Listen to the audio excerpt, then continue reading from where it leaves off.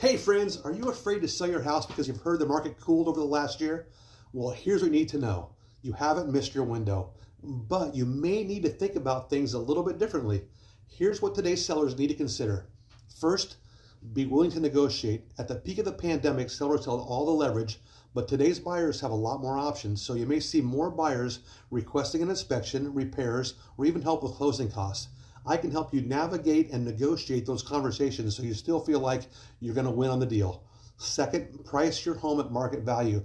Today's higher mortgage rates mean buyers are more cautious about their budgets. So if you want to attract the best potential buyers, let me help you set the ideal price for your home.